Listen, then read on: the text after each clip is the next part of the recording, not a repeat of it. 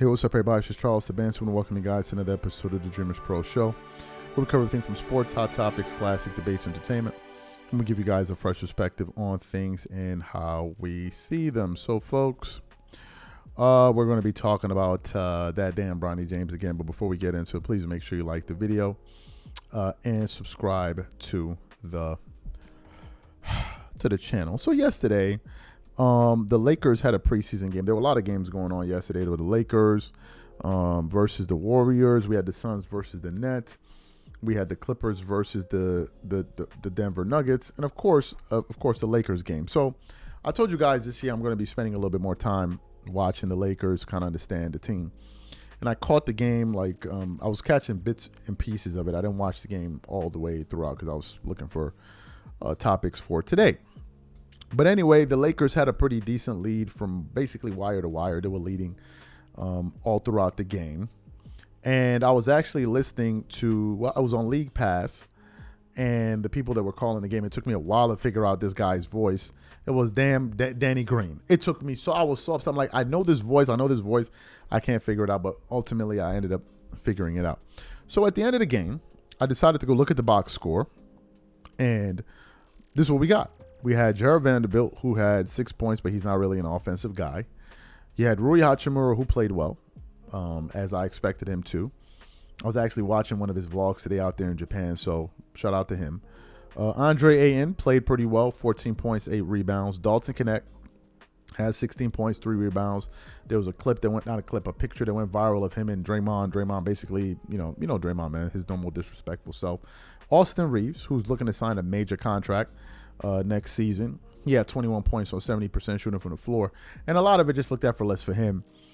Jake LaVerria had 11 points off the bench. He played well. Gabe Vincent played very well. He had 13 points. And then Bronny James checked into the game. Now, Bronny did finish the game with 7 points. But for the majority of the 15, 16 minutes that he played, Bronny just looked clueless out there, bro. He looked clueless. And what made it worse was the fact that even the commentators were trying to pander to Bronny. And I'm like, no, like, you guys cannot even do this. The first thing I noticed was this. Whenever these people talk about Bronny, they always refer to him as a kid. Oh, the kid is so nice. Like as if there's like a 16-year-old out there on the court or a 15-year-old. Bronny is a young adult. When everybody else plays like trash, they're just playing like trash. Nobody considers their age. Bronny is 21 years old. He's not a baby, but they like to package him as one. But as I was looking at the team and I'm looking at the makeup, and I'm like, okay, what could be the potential rotations for this team? Bronny already could be a second string player. Will be a second string player. But looking at the way the roster is currently constructed, I don't see a scenario in which Bronny gets any minutes at all. The only time Bronny could potentially get minutes is in a blowout situation.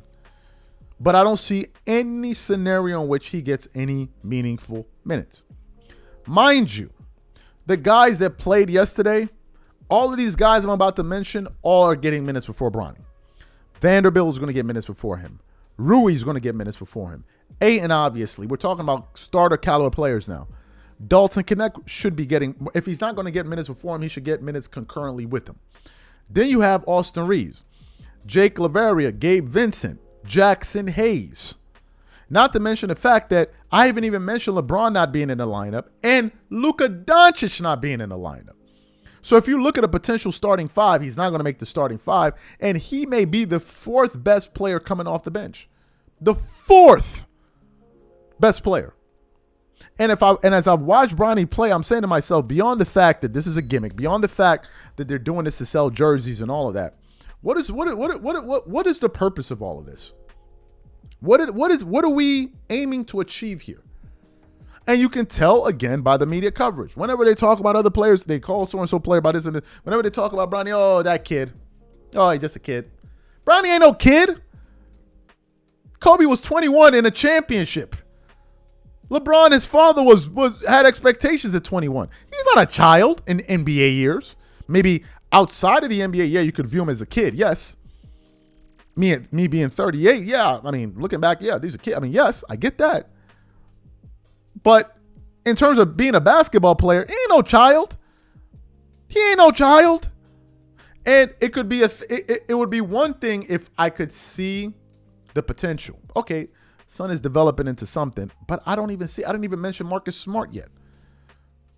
I didn't even mention Marcus Smart. So I don't see any scenario in which Bronny gets any minutes over any of these guys. Unless it was evident that this guy, man, he has some, you could see the potential. Who sees it? Bronny's meant, or at least being packaged as a defender, a 3-and-D guy, a guy that's meant to defend at a high level, who's only really going to defend point guards. He's not going to be able to defend shooting guards. Bronny, from what I'm seeing here on NBA.com, is listed at, I think, 6'1" or 2. Okay, they're listing him at 6'3". I don't know if he's that tall, but 6'3". So at best, he's going to guard ones and maybe some twos. Right? Ones or maybe some twos. And the last time they put him on a 1 with Tyrese Maxey, well, you saw what happened there. So to me, I think he's a G League player, and he needs to develop there. And this year, it needs to be about these people being serious. It needs to be about that. Like, the Lakers need to be serious this year. And I'm one of the people that said, I believe that the Lakers are going to be able to get off to a good enough start, even with LeBron James out of the lineup. I think they're going to be competitive. I absolutely think that the Lakers have a chance to be competitive, but I'm not with all of these antics, and I don't think he should be on the roster. It just is what it is. Y'all are promoting this guy and making headlines and all of this stuff when he doesn't deserve it. There are players on that roster that deserve those headlines, for goodness sake. These are my thoughts. Whatever you guys think, please leave your thoughts in the comments, and we catch you on the next show, and I'm out.